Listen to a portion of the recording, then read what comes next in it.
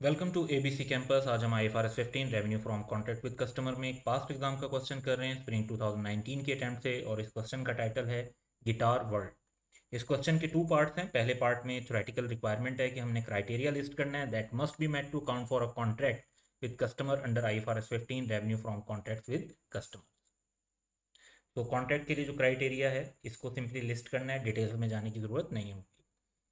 उसके बाद B part है, इसके अंदर दो सब सिनेरियो हैं 1 और 2। इसमें है कि guitar world normally sells machine A13 for ₹1.7 million। Maintenance services for such type of machines are provided separately at ₹25,000 per month. Details of two contract for sale of machine A13 are as follows. और दोनों contract के बाद जो हमारे पास requirement है वो ये है कि with reference to IFRS 15 explain how the above contract should be recorded in GW's books for the year ended 31st December 2018. Show sporting calculations but entries are not required. तो एंट्रीज की ज़रूरत नहीं है, लेकिन जहाँ पे कोई स्पोर्टिंग कैलकुलेशन होगी वो हमें शो करनी है, और मेन फोकस हमारा जो है वो एक्सप्लेन पर होगा। तो इस क्वेश्चन के जो है दो सारे पार्ट्स पर पहले हम जो पार्ट ए को डिस्कस करेंगे, फिर बी सिनेरियो में सब पार्ट 1 एंड सब पार्ट 2 को डिस्कस करते हैं। तो one by one in steps की तरफ चलते हैं।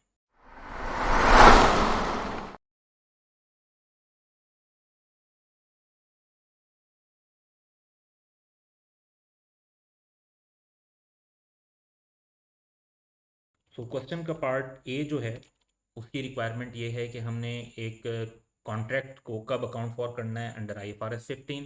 तो ये तमाम की तमाम कंडीशंस जो हम डिस्कस करेंगे 5 कंडीशन स्टैंडर्ड में मेंशन है, उनको हम ब्रीफली यहाँ पे लिस्ट डाउन कर रहे हैं। ये मौजूद होनी चाहिए तो फिर जो है एक कॉन्ट्रैक्ट उसको रिकग्नाइज किया जाता है। पहली बात तो ये कि पार्टीज टू द कॉन्ट्रैक्ट जो हैं वो कॉन्ट्रैक्ट को अप्रूव कर चुकी हों, यानी एक बाइंडिंग इन्फोर्सेबल कॉन्ट्रैक्ट होना चाहिए। उसके बाद पार्टीज़ के राइट्स एंड ऑब्लिगेशन आइडेंटिफाई हो सकते हैं। पेमेंट टर्म्स एंटिटी लाजमी तौर पर आइडेंटिफाई कर सकती हो for goods and services to be transferred. और कॉन्ट्रैक्ट का कमर्शियल सब्सटेंस होना चाहिए, यानी ये नहीं होना चाहिए कि, और कमर्शियल सब्सटेंस का मतलब ये होता है कि उसकी वजह से एंटिटी की जो nature, timing and extent of cash flows जो हैं वो अफेक्ट हो रहे हैं। अगर आपके कैश फ्लोज पर कोई फ़र्क नहीं पड़ता फ्यूचर में, तो इसका मतलब है कि कॉन्ट्रैक्ट में कमर्शियल सब्सटेंस नहीं है।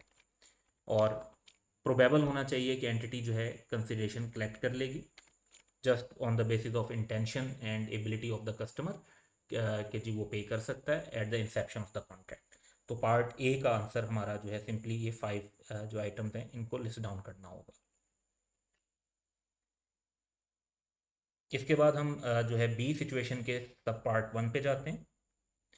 On 1st July 2018, GW signed a contract with Energine Limited to sell machine A13 with 1 year free maintenance service at a lump sum payment of ₹1.8 million.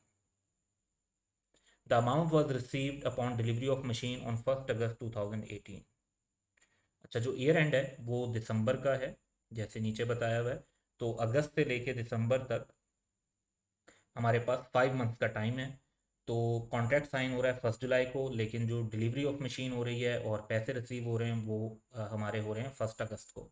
तो इसके अंदर अगर हम पूरी एक्सप्लेनेशन को वन बाय वन डिस्कस करते हैं तो ये आपको स्टैंड लोन प्राइसेस के लिए ऊपर का डाटा ध्यान में रखना पड़ेगा कि मशीन की स्टैंड लोन प्राइस 1.7 मिलियन है, और मेंटेनेंस की जो स्टैंड लोन सेलिंग प्राइस है वो पर मंथ 25,000 है। तो इस हिसाब से इसकी पूरी डिस्कशन अब करते हैं स्टेप वाइज।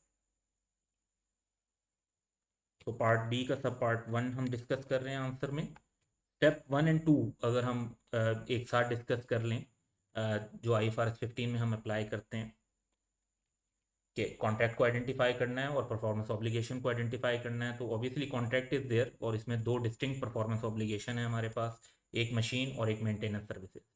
अब जो इन दोनों को अगर हम सेपरेटली मेंशन करें तो मशीन से विदाउट मेंटेनेंस सर्विस वो जो है बेनिफिट ले सकता है कस्टमर, और इसी तरीके से मेंटेनेंस सर्विसेज सेपरेटली आइडेंटिफाइबल हैं कॉन्ट्रैक्ट में, और मशीन भी। फॉर दिस रीज़न ये दोनों जो आइटम हैं ये क्योंकि डिस्टिंक्ट हैं, और डिस्टिंक्ट होने की क्राइटेरिया की वजह से इनको हम दो सेपरेट परफॉर्मेंस ऑब्लिगेशन कंसीडर करेंगे। अब हम बात करते हैं स्टेप 3 एंड स्टेप 4 की। तो स्टेप 3 होता है कि ट्रांजैक्शन प्राइस डिटरमिन करनी होती है, स्टेप 4 होता है कि उस ट्रांजैक्शन प्राइस को एलोकेट करना होता है परफॉर्मेंस ऑब्लिगेशन पे। तो ये एलोकेशन कैसे होगी इसको डिस्कस करते हैं। सबसे पहली बात तो ये कि हमें जो है स्टैंड लोन प्राइस क्या है हमारे पास। उसके बाद दो जो हमारे पास परफॉर्मेंस ऑब्लिगेशंस हैं उनको नोट करते हैं। तो वन इज़ मशीन, जो कि जब अलग से सेल की जाती है तो 1.7 मिलियन पर सेल की जाती है। उसके बाद मेंटेनेंस 25,000 पर मंथ, तो 12 से मल्टीप्लाई कर देंगे तो दैट वुड बी 300,000, और टोटल इसका बन जाता है हमारे पास 2 मिलियन। लेकिन हम ये कस्टमर को जो दे रहे हैं वो जो हमारी ट्रांजैक्शन प्राइस है दैट इज़ 1.8 मिलियन जो क्वेश्चन में दी हुई है। अब इस ट्रांजैक्शन प्राइस को एलोकेट करना है, तो प्रोपोर्शन अगर हम देखें तो मशीन का प्रोपोर्शन जो है परसेंटेजेस में that is 85%, 1.7 million divide by 2 million, और 300,000 divide by 2 million it would be 15%।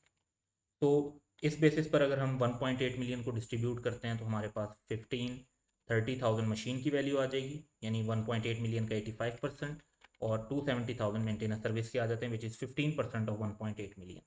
अगर per month maintenance service calculate करें तो वो बनेगी जो इसे 12 से डिवाइड कर देते हैं तो वो बनेगी 22,500, यानी हम कह सकते हैं कि 22,500 इंटू 12 इज इक्वल टू 270,000। तो ये हमारा स्टेप 3 और 4 होने के बाद हमारा लास्ट स्टेप आ जाता है, दैट इज़ मोस्ट इंपॉर्टेंट, जो रेवेन्यू रिकग्निशन का मेन स्टेप है, that is to recognise revenue as performance obligations are satisfied. So revenue related to sale of machine तो पॉइंट इन टाइम पर हम रिकग्नाइज करेंगे जब हम मशीन को डिलीवर कर रहे हैं 1 अगस्त 2018 को, और मेंटेनेंस सर्विसेज जैसे जैसे रेंडर होंगी उनके लिए टाइम बेस्ड मेजर सूटेबल है और ओवर टाइम उनको रिकग्नाइज करेंगे। अब अगर हम बात करते हैं ईयर एंड तक, दैट इज़ 31 दिसंबर, तो रेवेन्यू कैसे रिकग्नाइज होगा।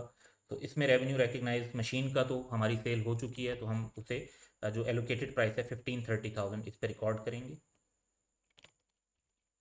और जो हमारे पास मेंटेनेंस सर्विसेज हैं उनको 5 मंथ्स का हम रिकॉर्ड करेंगे, तो 22,000 इंटू 5 दैट वुड बी 112,500। बाकी जो 7 मंथ्स की रिमेनिंग अमाउंट है वो कॉन्ट्रैक्ट लाइबिलिटी के तौर पर शो होगी, क्योंकि कस्टमर से तो हम सारे पैसे ले चुके हैं, तो जो अभी हम रेवेन्यू नहीं बना चुके उसको हम अभी करंट लाइबिलिटी के तौर पर शो करेंगे, क्योंकि वो हमारी अनसेटिस्फाइड परफॉर्मेंस ऑब्लिगेशन है।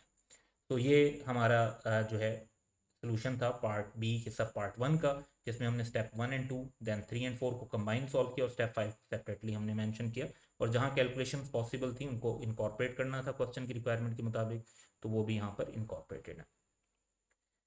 अब बी के सेकेंड पार्ट की तरफ चलते हैं। On 1st October 2018, GW sold machine A13 to Vitaline Limited for rupees 1.95 million। Typically कितने की सेल करते हैं, 1.7 मिलियन की। As per the contract, payment would be made after 2 years. So we are getting more money because of the time factor. So यहाँ पे clearly significant financing component है। Maintenance service would also be provided for rupees 25,000 per month for 2 years, which would be paid at the end of each month. यानी ये 25,000 per month जो है ये 1.95 million में शामिल नहीं है, ये जो है मंथ एंड पर अलग अलग पे किया जाएगा, यानी ये जितना हो रही होगी मेंटेनेंस सर्विस उसके साथ साथ इसकी पेमेंट हो रही होगी। तो अब यहाँ पर सिग्निफिकेंट फाइनेंसिंग कंपोनेंट है, तो हमें इंटरेस्ट का फैक्टर लेना चाहिए, बट इस क्वेश्चन के अंदर हमें इंटरेस्ट रेट गिवन नहीं है, और वो फिर हम खुद फाइंड आउट कर सकते हैं। आल्दो के देना चाहिए, लेकिन अगर आप पहले क्वांटिटेटिव टेक्निक्स जिस तरह से पढ़ चुके हैं तो उसको अप्लाई करते हुए आप इंटरेस्ट रेट फाइंड आउट कर सकते हैं। तो अब इस सेकंड कॉन्ट्रैक्ट का हम एनालिसिस करते हैं डिटेल में। पार्ट बी का सेकंड पार्ट, स्टेप 1 एंड 2 जब हम अप्लाई करेंगे तो हमने कॉन्ट्रैक्ट आइडेंटिफाई करना है और परफॉर्मेंस ऑब्लिगेशन आइडेंटिफाई करने। तो यहाँ पे क्लियरली कॉन्ट्रैक्ट में दो डिस्टिंक्ट परफॉर्मेंस ऑब्लिगेशन है, एक मशीन और दूसरी मेंटेनेंस सर्विस। सेम रीज़न जिसकी वजह से वो इससे प्रीवियस पार्ट में डिस्टिंक्ट थी, उसी रीज़न से वो अभी भी डिस्टिंक्ट हैं, क्योंकि मशीन सेपरेटली सेल की जाती है, मेंटेनेंस सर्विस सेपरेट की जा सकती है, और आइडेंटिफाइड भी हैं, कस्टमर भी इनसे अलग अलग बेनिफिट ले सकता है। अब हम बात करते हैं स्टेप 3 एंड 4 की, यानी ट्रांजैक्शन प्राइस को डिटरमिन करना और एलोकेशन ऑफ परफॉर्मेंस एलोकेशन करना ट्रांजैक्शन प्राइस की परफॉर्मेंस ऑब्लिगेशन की। अब जिस तरह से हमने डिस्कस किया, there is significant financing component in respect of sale of machine which is evident from difference between the amount of promise consideration जो कि 1.95 मिलियन है और कैश सेलिंग प्राइस जो कि 1.7 मिलियन। अब हमें यहाँ पर इंटरेस्ट रेट नहीं दिया हुआ, लेकिन सिग्निफिकेंट फाइनेंसिंग कंपोनेंट को इनकॉर्पोरेट करना है तो हमें इंटरेस्ट रेट चाहिए होगा। तो इंटरेस्ट रेट हम कैसे कैलकुलेट कर सकते हैं उसकी तरफ चलते हैं। तो सबसे पहले तो हमें, क्योंकि 2 इयर्स का टाइम है, तो कंपाउंड इंटरेस्ट का फार्मूला हमारे सामने होना चाहिए।